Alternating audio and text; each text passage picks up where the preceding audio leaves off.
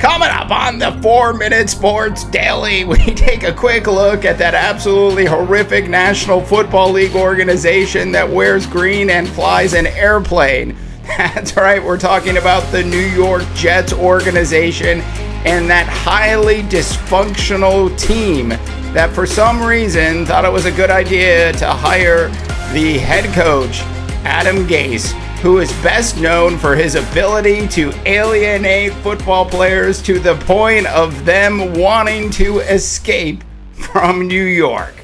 All of that and a whole lot more coming up on the big show today.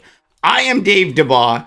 This is the 4-Minute Sports Daily, my daily attempt to bring you the world of sports in 4 minutes or less. And as you all know, I often fail at actually pulling this off in 4 minutes. I'm told I'm supposed to grovel and tell you to subscribe to the big show if you haven't already done that.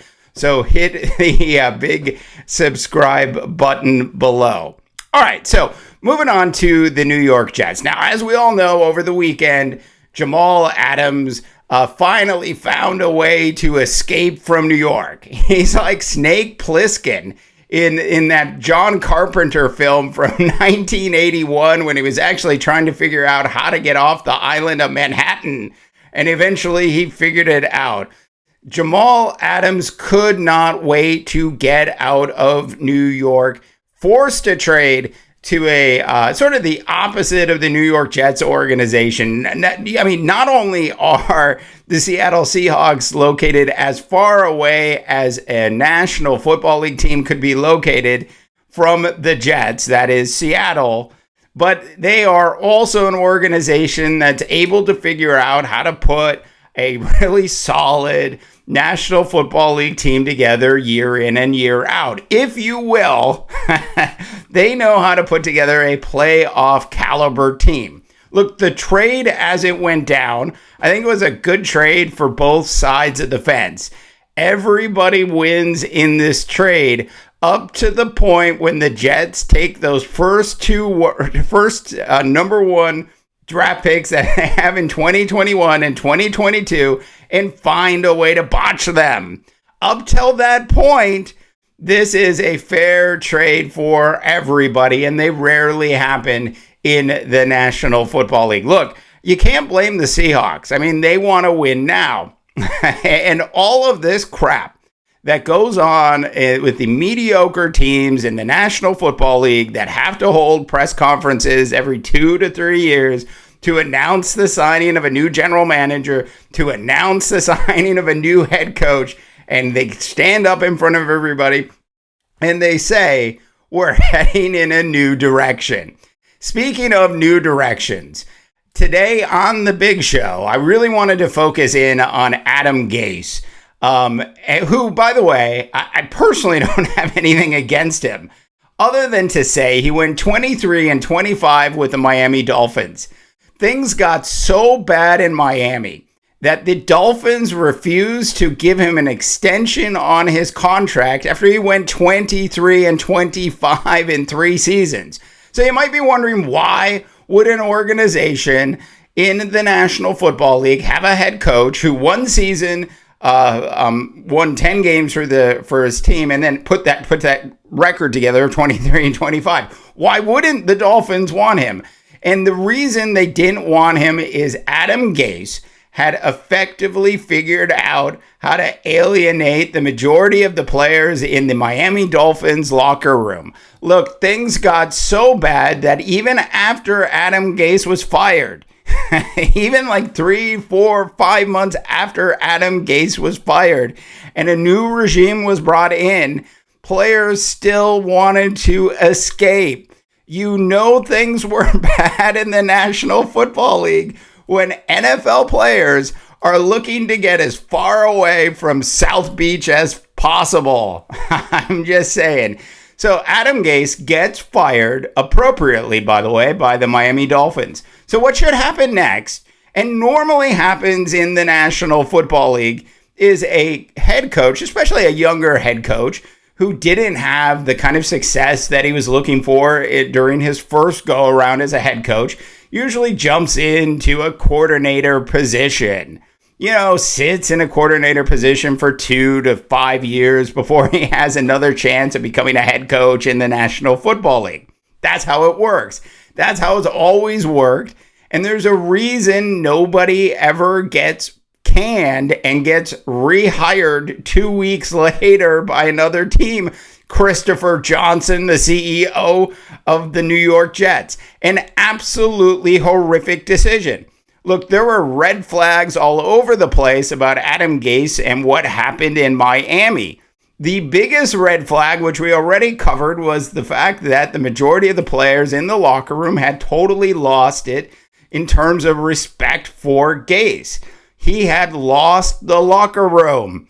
In this modern era of the National Football League, you cannot lose the locker room. Look, it's different today than it was even 10 years ago when it comes to coaching players. You have to become their friends to some extent. And Gase goes in the exact opposite direction. He prowls up and down the sidelines with that surly look on his face. And you can just tell people walk around in fear of dealing with Gase. So Gase should have never been hired to be a head coach in the National Football League again until he had a couple, a couple years sitting in a coordinator position to sort of rethink how he would handle being a head coach in the National Football League. Look, Gase got so hired, he didn't even have time to go on a formal vacation to a desert island someplace.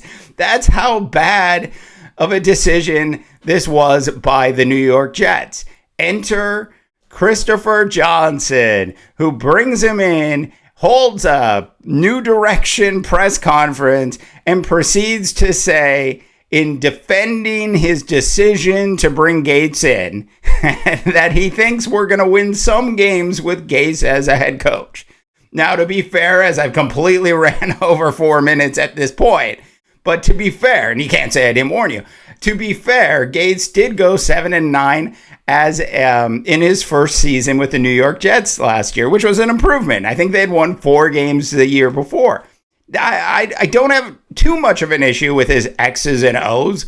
I don't think he's at that Kyle Shanahan level, but I still, his issue isn't his coaching, so to speak. It's how he deals with his players, and that is a direct result of what has been going on in New York since he got there.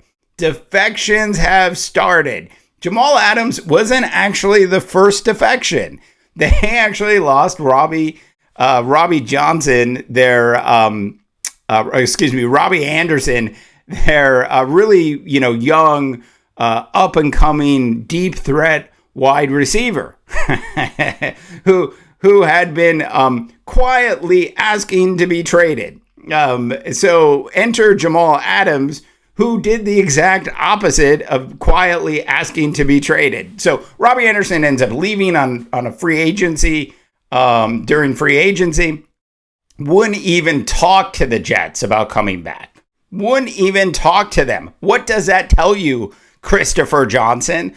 Look, Christopher Johnson did do one good thing, and he brought in a legitimate general manager for this organization, and that is Joe Douglas. Now, Joe Douglas has a huge uphill battle to fight. He's like one of the characters from Scooby-Doo that is constantly dealing with the old man that is committing crime and saying stuff like, I would have gotten away with it if it wasn't for those darn kids. That is the role that Joe Douglas is having to deal with at this point. That old man who's screaming at him is part of the ownership group of the New York Football Jets. It is a unbelievably bad situation in New York. Jamal Adams decided that he was going to force a trade. He decided that he was going to escape from New York, and he went ahead and figured out how to do it. He didn't do what Snake Plissken did, where he had a bunch of weapons and a bunch of guns and everything like that. But he held a media gun to the head of the New York Football Jets. And he did this, and it was amazing to watch. It was almost as if, and I'm not saying he did this, but it was almost as if Jamal Adams went out and hired himself one of those really fancy social influencer companies to help him get his message out. So Jamal Adams forces his way out. Look, the Jets organization is going to have to hold that press conference. They're gonna have to hold that new direction press conference in 12 months unless Adam Gase understands that he has alienated his players to the point that they don't even want to be there anymore.